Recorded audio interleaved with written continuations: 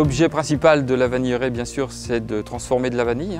Donc nous travaillons en association avec une trentaine d'agriculteurs qui sont en contrat avec nous. On transforme, bon an mal an, à peu près 30% de la vanille produite à La Réunion. La principale difficulté que l'on a ici à La Réunion, c'est qu'on a un coût de main-d'œuvre qui est très cher. Notre seul moyen de continuer à vendre notre vanille, c'est de produire une vanille qui soit excellente en termes de qualité et surtout des produits que l'on ne retrouve pas ailleurs. Donc c'est la raison pour laquelle nous sommes condamnés, on va dire, à innover. Nous avons choisi de transformer la vanille de nos agriculteurs séparément. Nous nous sommes rendus compte qu'il y avait des notes aromatiques différentes en fonction des zones de production.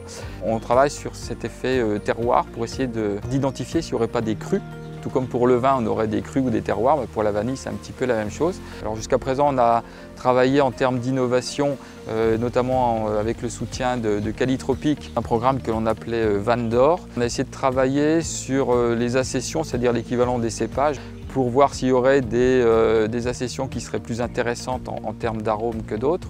Puis on a travaillé aussi sur un peu la biosynthèse de l'arôme, voir comment tout ça se produisait à l'intérieur de la gousse. Le but étant d'obtenir une médaille d'or au Salon de l'Agriculture de Paris, ce que l'on a obtenu en 2011, donc l'innovation a payé, puisque derrière on s'est retrouvé avec un produit qui était labellisé et reconnu au niveau national.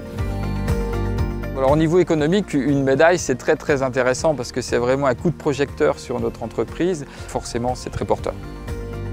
La deuxième activité que l'on a, c'est une activité touristique. On va accueillir des visiteurs sur notre site et on leur montre un peu tout le processus de culture et de transformation de la vanille. Et puis pour terminer, évidemment, on va vendre notre production. Et pour cela, on a une petite boutique et 80% de notre chiffre d'affaires est réalisé sur cette boutique. On travaille avec Nexa pour essayer d'améliorer le design de service. Alors on reçoit des touristes sur notre site, à peu près 20 000, mais on veut essayer d'améliorer la qualité de nos prestations, aussi bien en termes de visite sur le site qu'en termes d'agencement de notre boutique, de manière à ce qu'il y ait une circulation plus fluide et puis que les gens soient mieux accueillis et se sentent mieux sur notre site.